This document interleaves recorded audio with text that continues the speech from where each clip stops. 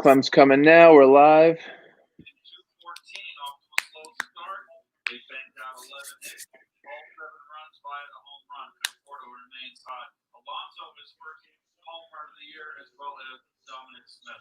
Waiting on big boy Clem. He'll join us in a minute for a solid W all around. Boy, to the Red Sox stink, huh? That was like that first inning. That was exactly what you thought it was going to be. Like they couldn't field, we couldn't run the bases. That was as sloppy as it gets, man. That base running was atrocious from the Mets. But man, I mean, all in all, aside from that, like they hit the shit out of the ball. Even Waka looked good at times. They end up tacking on a couple, but for the most part, boy, that team is ass. It's gonna be a long season for the Red Sox. Like I don't know enough about their lineup to know, if these guys are gonna come around or if any of these. Who's the ostrich? Is he? I mean, they said he's not a starter. Yeah, we don't even fucking know who these guys are. Yeah, no, he's just like a plug-in relief pitcher that they were like, yeah, you're starting today for the first time ever. It showed. It was obvious that was the case because, boy, did he fucking suck. I'm trying to decide what I liked most, what I liked better, Conforto's home run or Alonso's home run, because those were two. I mean, they're so, perfect for each player. Like, Conforto has this picturesque, towering shot, 434 feet, perfect swing on a ball that was left right over the fucking plate. And then you got Pete with just a Petey piss missile hitting a fuck bomb almost through the green monster. I saw Ryan Russillo said it best, saying, I haven't seen someone hit a ball like that off the monster since Willie Mo Pena. That was a Willie Mo Pena run to a T. They said 16, no less than 200 miles an hour. That shit was screaming. And the broadcast booth for the Red Sox. Oh man, I'm so glad you tweeted it out because I was like, that was what I was thinking. I'm like, this sounds like ASMR. Honestly, I think Dennis Eckersley came himself. He was like, yep. Oh. It's like, heck, Jesus Christ, dude, calm down. Just what the doctor ordered though for a fucking season that was falling faster than the teeth out of goddamn Frank the Tank's head. What's going on with Tank's teeth? Those look like, no disrespect to Frank, those look like animal teeth. I was like, what the fuck is that? There was one huge one. Did you see the pictures? I was like zooming in. One was like, I don't know, molar or something. And the rest were all chipped. Dude, I wish the best for him. I hope he gets healthy and his teeth figured out. But holy shit, that tweet. It wasn't even just the teeth. It was the caption where he just said 3 teeth. And I tweeted out, what's happening? And he just goes, I got 3 teeth pulled. I'm like, yeah, I mean, I know that, Frank. I was able to put that together. It's more the why that I'm looking for here, Francis. And then with the picture of the ripped shirt that he ate through last year, perfect. So anyway, I mean, a shitty loss here tonight. If this game was reversed, if the Mets were the Red Sox right now, I'd be full blown Kunsel, I think. I mean, you have to. Right. I mean, after a blown save, a blowout, and then you get your shit kicked in like the way the Red Sox did tonight. I would there's no reason to continue on. But this is what the Mets do. Like it'll be this little back and forth dance where it's like, yeah, all right, this is the team I came to watch, versus like same old fucking Mets. But I mean, I don't know how often it would be nice if this was. Yeah, there he is. What's up, big boy? I'm so back in. I know. I literally just said, had they lost, if this game was reversed, Clem, I would have said Kunsel.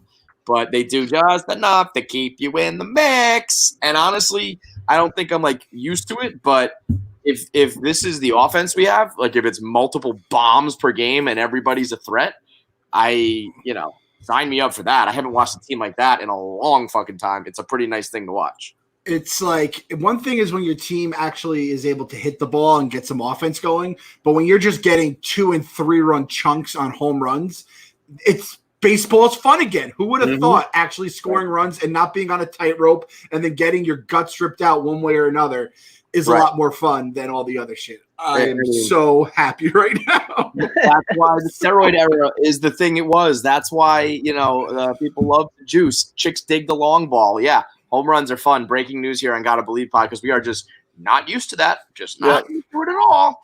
But that's what we were expecting this year. Yeah. And then you're like, well, where's the offense? It was kind of those I'll believe it when I see it sort of thing. Right. And obviously the first 2 games hadn't been there. But and you know what's going to start now, don't you?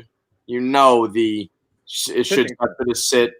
I mean that is coming. And honestly, it was kind of the one scenario where I thought if you're not going to use Yo at the everyday DH, getting Dom Smith in the lineup is the way to utilize it. They do that tonight. He obviously goes yard. I mean, I saw someone said we still have Cano for 3 more years and we can't get him to play a single full game. And like that's the dude that you're going to take a spot from. Dom Smith's like 25 years old and fucking good. I mean, it's really nauseating that Robinson Cano is even a thing. It's just, ugh. Do you think there's a chance Uncle Stevie could actually launch him into the sun? Like, do you think he has the money to buy a catapult that could actually launch Robinson Cano? Uncle Stevie, that's the type of dude like Robinson Cano. He gets disappeared. He's going. I was just gonna say that he's gonna make him disappear. Waka. I mean, listen, the back end of the rotation we knew was going to be a problem, and then Syndergaard goes down, becomes an even bigger problem. And you go and you sign 2 guys who, like, the money's not great, but I understand the idea of, like, you know, Porcello puts it together and has a Cy Young type year. Michael Wacha, you know, hops in the time machine. At least there's like this idea of potential. I hate when the Mets go for retreads, but I also, you know, we had a young stud lineup that did rotation that didn't get it done. You know, I'm just trying to plug the holes. I get it. And so, I mean, Wacha doing 5 innings? What was it? 5 innings, I think. Like 5 innings. Yep. Serviceable. I'll take it. It's Porcello, no sir. What Wacha did is like, you know, what we were hoping for. Well, even like what you just said, you like jump in the time machine. Then they said he was 29. I was shocked. Yeah, I know. That's the same age as Stroman. Like one injury, like and a couple bad years away, and like people are just like writing him off. Yeah, so I don't know what I'm saying. Like it doesn't. He's got potential. That's the thing. If he was 35 or whatever, it's like, yeah, listen, it's time's over. But you know, it's a long year. It's a long career for pitchers. They put it together, and I mean, when they were waxing poetic about his changeup, and when I saw that change piece hit a couple times. Yep. I mean, the thought, watching Johan Santana throw that changeup back when we had him, it's such a weird thing to be like in love with a changeup. You know, it's not the high cheese, it's not the filthy 12-6, but the bottom just dropped out of that thing, and it was a beautiful thing to watch. And tonight, I mean, he's no Santana by any means, but when the changeup's working, he's an effective. It's just a sexy pitch when it's clicking. I was thinking if fans were allowed at the game and Wacha does become like that back of the rotation guy everyone loves, the Wacha flock. Just a fucking bunch of guys going. I'm picturing like in Always Sunny. They're just dressed up in the feathers. You know what I mean? The birds of prey. Yeah, man. I mean, that's like that. There is something like obviously again, Ricky Two Freds did not hold up his end of the bargain. But if you like, I would find it very endearing if like the back end of this rotation was just like slop and they somehow cobbled it together and somehow got it back to DeGrom every time and like did a good enough job. That would be something I feel like the fans would really gravitate towards. At least like one more time before Uncle Stevie comes in and just buys all like actual athletes and real players. One last time for like an amazing Mets type of bullshit. Let's see if these absolute scrubs. I mean, what's tomorrow? I don't even know. Literally, gun to my head right now, couldn't tell you who's pitching tomorrow. Is it even slated? Nope, they didn't actually say it, but I think it's Peterson. I mean, who? Peterson who? I don't even know his fucking first name. I mean, we're talking about absolute goddamn nobodies. It's like, it is absolute craziness.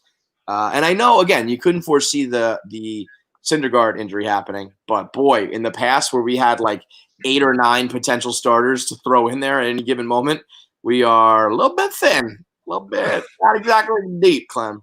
And that's the other side of tonight, which was so much fun. It was just relaxing. Josh Osich, I don't even know his fucking name. Kyle and I were going through the next few nights. I'm like, who the fuck is this guy? I mean, Jared didn't know who he was. It's crazy. They are throwing nobodies out there. It's wild. I mean, I know this is kind of how the Red Sox do it. They build it up and they tear it down and worry about the luxury tax and whatnot. But Jesus Christ. You know what we're going to call that 5th rotation spot? Because I don't think that spot – I hope Peterson comes in, settles it down, all that kind of stuff. Even 3 through 5 – if Wacha's good, we're going to keep, the Wacha flock. We're going to keep that a thing. But if Wacha, Porcello, and whoever this 5th spot are up and down, we're just going to call it the grab bag. Because who doesn't love grab bags? It could suck. It could be a fucking grenade. Could be a scorpion biting you. It could be fucking like $20. You don't know what you're getting when you go to grab bag. You call it a grab bag. That is like a big time spin zone. And it makes you feel better than saying like Rick Porcello with the 5.6 CRA. So we're grab bagging it from 3 through 5. Fuck it, I'm in. Let's get fucking crazy. Scorpion could be biting. Yeah, there's a little fucking lipstick on a pig. Yeah, Folty gets DFA'd from the Braves. Foltynewicz? I don't know. Yeah, Foltynewicz. I mean, I heard he was throwing 89 tonight. I heard he was hitting 89 on the gun with his fastball. Because when I saw that, it was surprising. I mean, the dude made the All-Star team a couple of years ago. And I was thinking, like, let's I'll take anything at this point. Let's throw some shit against the wall. And then people were telling me he was throwing 89 mile per hour fastballs. Maybe not. Maybe the grab bag already has, is better looking than that. Holy shit! We don't need a fucking bear trap in the fucking grab bag. We can keep it with scorpions and grenades and shit like that. You throw your hand out, it's just a stump. You're like, ah! The faulty shit, like on Twitter, every fan base is like, let's get him. And like we've seen this a million times. That guy never pans out. He never goes to his team and is fucking like a 3 or a 2 or a 4 even. He's just garbage and back on waivers. I want to hear something though. I want to hear like he punched like the manager in the face or something. Yeah, like it's gotta be because like it's one start. Like they literally he's been waiting all year to pitch and he gets to throw 5 innings or whatever it is, and they're like, all right, enough of you, you're gone. Yeah. It's like something must have gone on. Unless there was just something like your injury, like they were gonna DFA him and they said like let's just see what his like velocity looks like. I don't know, but you can tell those things in spring training. It is super bizarre to get DFA'd immediately like this. But what's funny, Clem, what you literally just described is what we're doing with Waka and Porcello. Like that guy never pans out on the new team, never returns to his old form. Well, that's 2/3 of the grab bag. So let's hope you're not right on that one. It's like the meme. It's like all the shit's leaking out, all the water. It's just like, sieve of runs, and it's just like slap a nickname on them. Love them. Flock. Ricky Two Drops, fucking Friends, fucking whatever the fuck it is. Keep saying nicknames until they're good. That's basically our strategy. That's because we need a new Big Ugly. We have nobody that fills that role. Had that, it's like, and I know Pete's our star. He's the polar bear, and Thor, whatever. That fuck bomb today, holy shit! That fuck bomb was something. I said it was so perfect. The Conforto home run was exactly like a Conforto swing and homer, and the Pete Alonso was a fat boy fuck bomb. It was perfect watching both of those guys. And then Dom Smith is the icing on the cake. It's like those are 3 of the guys that are going to be hitting, and if you can mix in Cespedes and somehow balance them with Dom Smith, I mean those are 4 legitimate bats, man. And a couple real legit table setters. It's as long as we can learn how to run the bases. What the fuck was that about? Holy shit, that was crazy. That base running display was insanity. I mean, whatever. It really is. It does feel like it almost feels like the movie Major League, where like Bob Uecker's like drinking and just like, I don't fucking know. Is the season real? Is it not? Who are these guys? They're good. They're bad. I don't know. Let's just do this.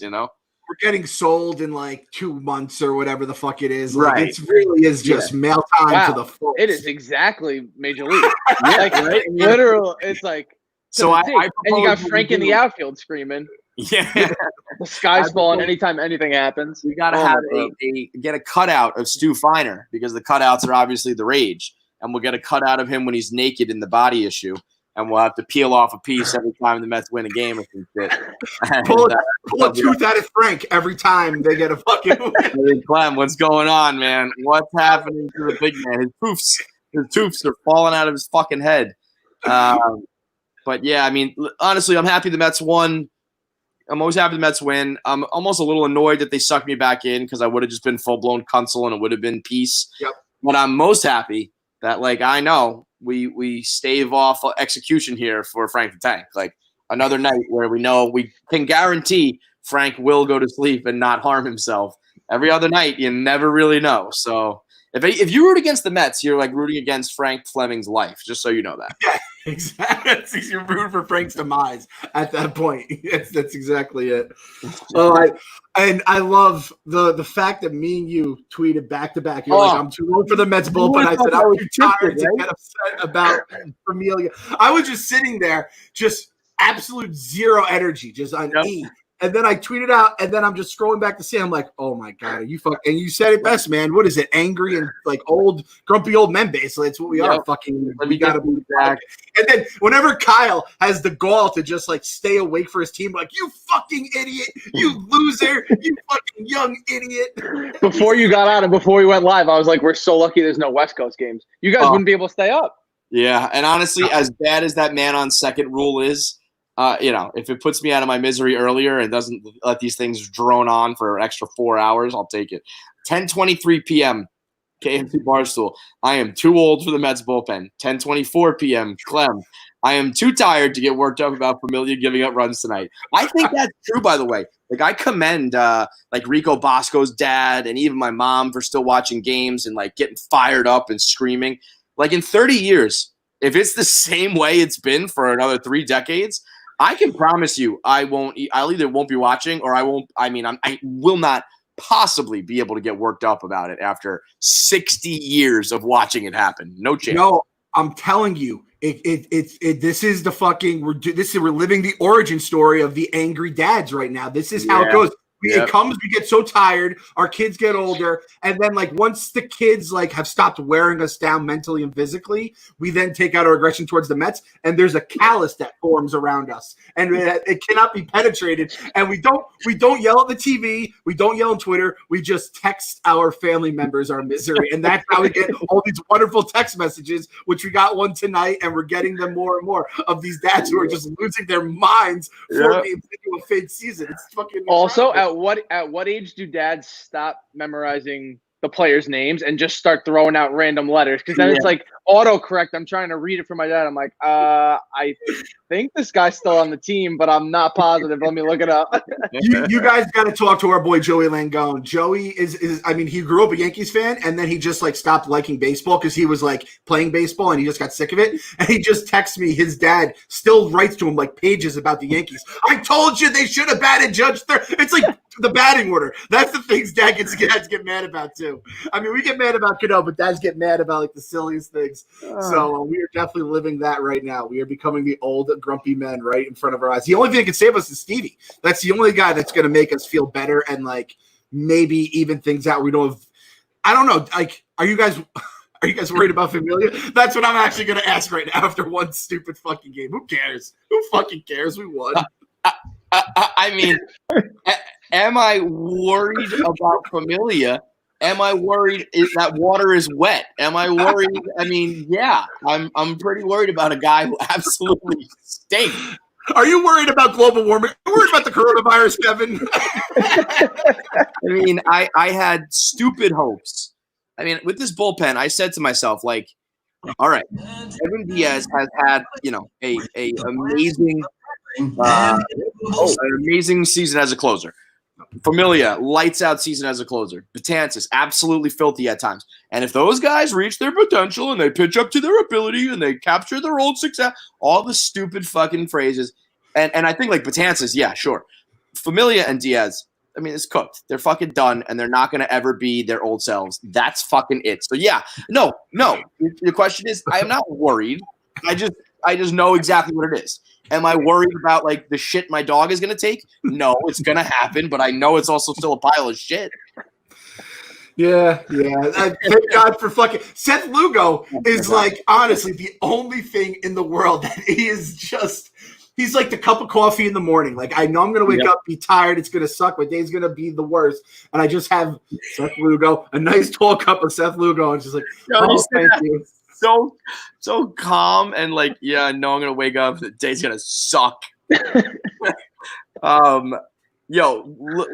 Seth Lugo deserved some sort of like when Steve arrives. I want him to give him like a bonus that equals the amount that he's missing for not being a starting pitcher. Because it's like it's the most selfless thing in the world. Like he's like, I'm good enough to be a starter. You need a starter, but just because you also need bullpen because you are just a terrible team, you're fucking out of millions. Like the argument used to be, we have tons of starters, dude. We need relief pitching, but now you have an equal need for both. And so, if I was him, I'd be like, well, you can fill that bullpen role with someone fucking else and give me about 3 times the money, assholes. So somebody needs to we should start a GoFundMe for fucking Steph Lugo. Oh, are you kidding me? The amount of money that would pour in from Mets fans to make sure that he does not leave the team to go be a starter someplace else. Seriously. And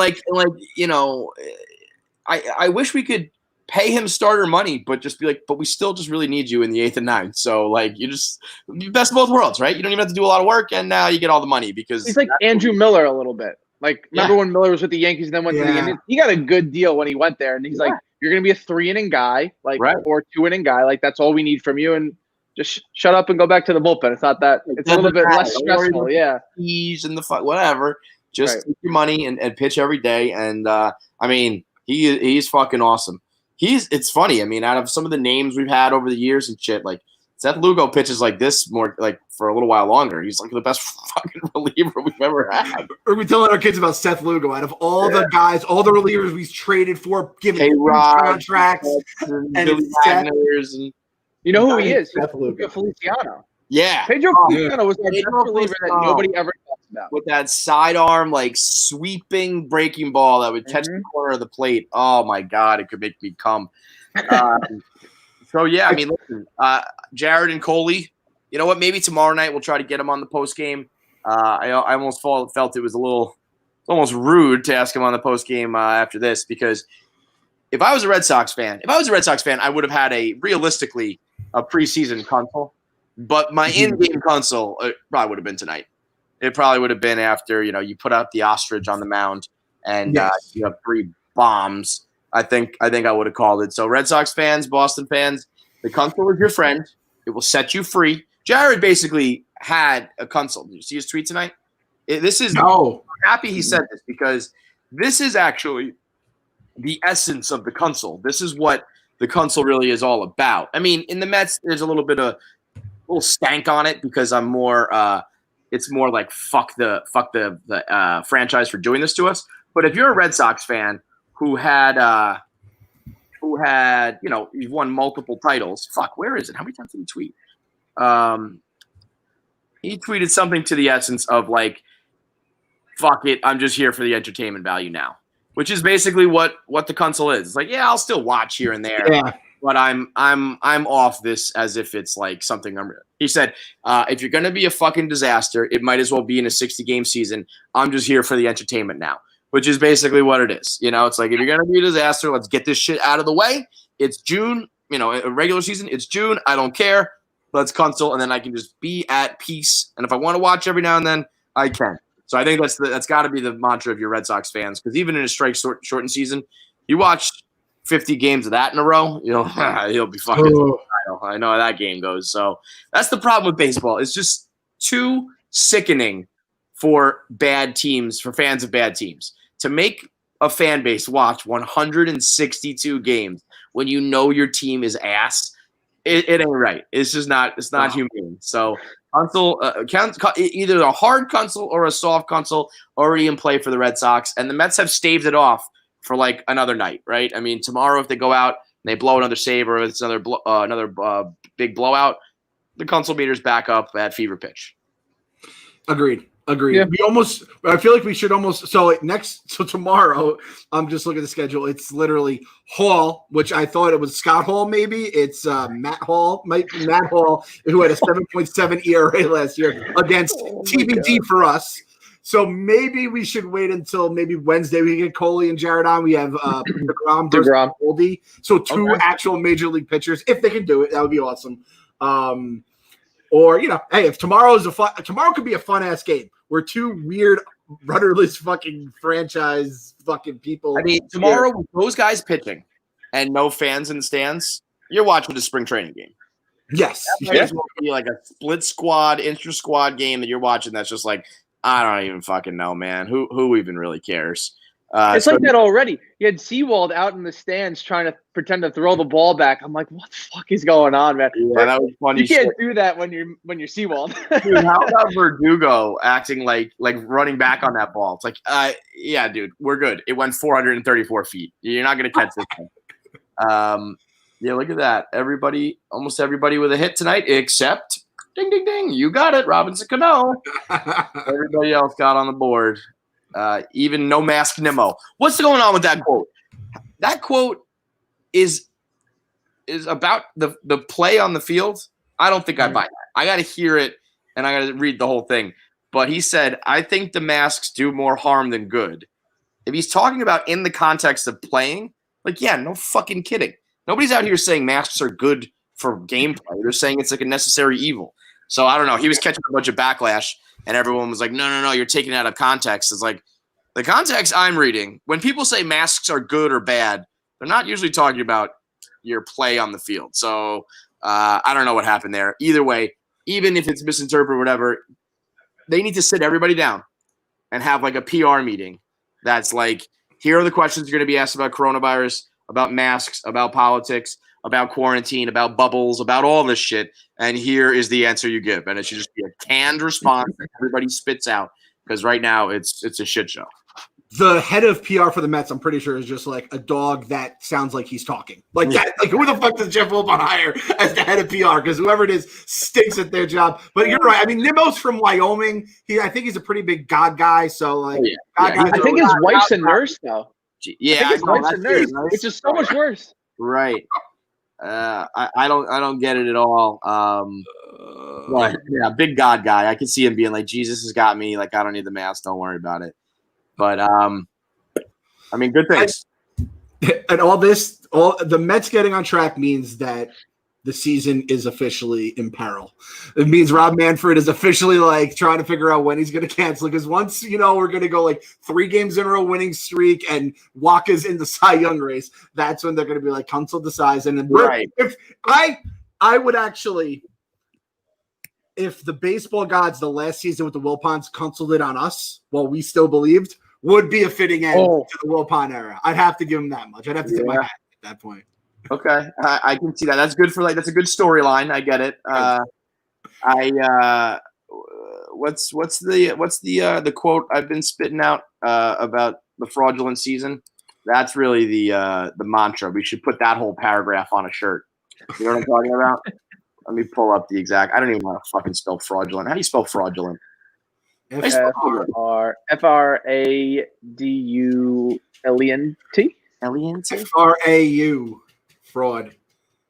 Crazy. I'm an idiot. Uncle Stevie is coming. This season is fraudulent anyway. Uncle Stevie is coming. This season is fraudulent anyway. Say it over and over again. If times are going good and it's going to get canceled, it's Uncle Stevie is coming. This season is fraudulent anyway. When things are going bad and it looks like we're one of the worst teams in baseball, Uncle Stevie is coming. This season is fraudulent. Come on, chat room. Get into a chat room. Say it, chat room. Say it with us. Somebody, there you go. There he is. Anyway. Somebody make me a fucking the season. Uncle Stevie's coming. The season is fraudulent anyway. Like remix. Drop a beat behind it. Make a hook. Let's go. This should be what do we call it last year? The something creed was the familiar creed or whatever. This is the Corona creed. The season is fraudulent. Uncle Steve, and yeah, like Stevie, like the saint pictures where they have one hand up and they're like holding a lamb or something. I want Uncle Stevie holding a lamb with like a little fucking like light in his hand, and it's just that. It just says the Corona creed. It's just all that in old Bible writing. The season is fraudulent. Stevie is coming.